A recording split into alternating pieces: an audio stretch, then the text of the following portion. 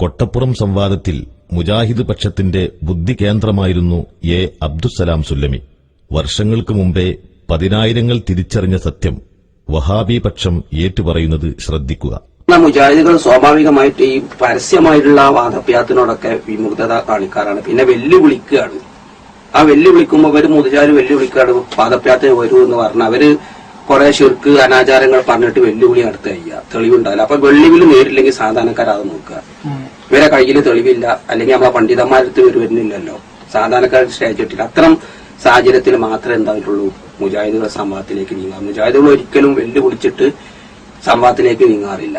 മുജാഹിദ് പ്രസ്ഥാനത്തിന് പൂർണ്ണമായി വിജയം കിട്ടിയ ഒരു സംവാദം. പൂർണ്ണമായി വിജയം നിന്നിട്ടില്ല, അത് രണ്ടൂട്ടരും പറയില്ല. അത് നമ്മൾ നോക്കേണ്ട ആവശ്യമില്ല. വിജയം ഉണ്ടോന്ന്, വിജയം കൊട്ടപ്പുറത്തെ വിജയം അവർക്കാണെന്ന് അവർ പറയുന്നത്. അതിൽ മുജാഹിദുകൾക്ക് അത്ര വലിയ വിജയം ഉണ്ടായിട്ടില്ല.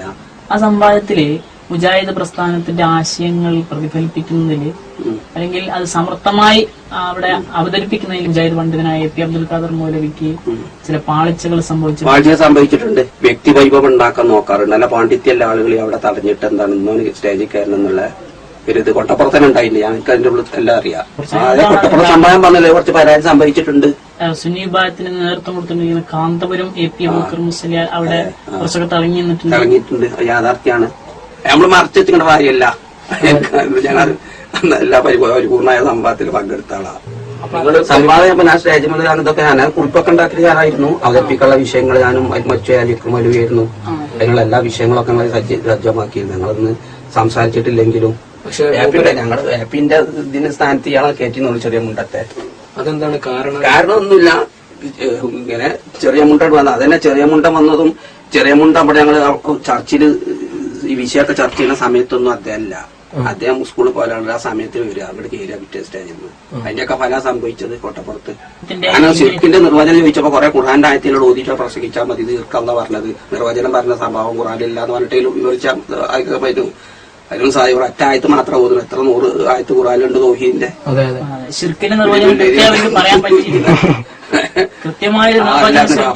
നിർവചനം ചോദിച്ചുമ്പോ തന്നെ വിശദീകരിച്ചാൽ മതി. നിർവചനം പറയുന്ന സ്വഭാവം ഖുർആനില്ല, ഹദീസിലുള്ള വിശദീകരിക്കാനായിട്ട് ഖുർആനിലുള്ള ആയത്തുകളോട് ഓതിയാ പോരെ. പണ്ഡിതോചിതായിട്ടുണ്ട്. എന്നാലും പണ്ഡിതോചിതായിട്ടും ഇതായിട്ടില്ല, അമർത്തിക്കാൻ സാധിച്ചിട്ടില്ല.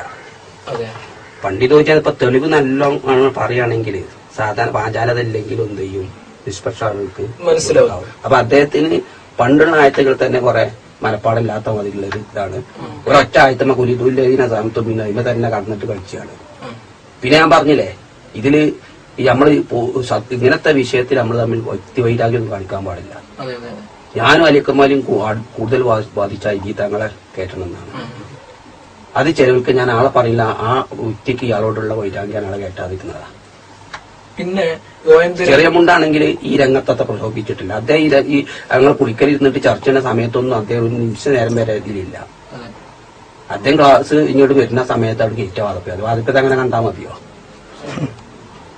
കിതാബുകൾ എടുത്തു വെച്ചെന്ന് എന്തിനെടുത്ത് വെച്ചെന്ന് അറിയില്ല. അതാണ് ഇബിന് ചെറിയ എടുത്ത് കണ്ട് വായിച്ചിട്ട് എന്താണ് മരാണ് മറ്റേതാണ് കല്ലാണെന്നൊക്കെ പറഞ്ഞിട്ട് വഷളാക്കിയത്. അത് നമ്മൾ വാദിച്ചത് എന്തിനായിരുണ്ടോ? അത് ആ ഇബിന് ചെറിയ അവിടെ വെച്ചിരുന്നത് ദുആന് അവിടെ ഇസ്തിഹാസ എന്നുള്ള അർത്ഥമല്ല എന്ന് പറയുകയാണെങ്കിൽ ആ സന്ദർഭത്തിൽ മാത്രം എന്താണ് വായിക്കാൻ വേണ്ടി എടുത്തു വെച്ചതാണ്. പക്ഷെ ഇതുമായിട്ട് ബന്ധമില്ലാത്ത ആൾക്ക് എന്തെങ്കിലും എടുത്തു വെച്ചതെന്ന് തന്നെ അറിയില്ലല്ലോ. അങ്ങനെ കുറെ ഉന്നതുണ്ട്, നമ്മൾ സ്റ്റഡി ചെയ്തിട്ടില്ലെന്ന്. ശത്രുവിനെ നമ്മൾ മറ്റേ നിസ്സാരാക്കി. വാദപ്യാത്തിലും അവിടെ മുസായികൾ തോന്നില്ല, കൊട്ടപ്പുറത്ത് മാത്രം. അതിന് എന്റെ അഭിപ്രായം എന്റെ പിതാവിന്റെ മരണത്തിന് ശേഷം നടന്ന ആദവാദിപ്പ്. എന്റെ പിതാവാണ് കാര്യമായിട്ട് ഇവർക്ക് ധൈര്യവും ഒക്കെ ഉണ്ടാക്കാറുള്ളത്. പിതാവിന്റെ മരണശേഷം നടന്നതാണ് അല്ലെങ്കിൽ കൊട്ടപ്പുറം. പിന്നെ അവര് ഖുർആനെ ശരിക്കും പഠിച്ചത് കൊണ്ടല്ല, മുസ്ലിങ്ങളെ ജീവിതം കണ്ടിട്ട്, ഉത്തമ മാതൃക ജീവിതം കണ്ടിട്ട് അവർക്ക് ഇസ്ലാമിലേക്ക് വരാൻ സാധിച്ചു.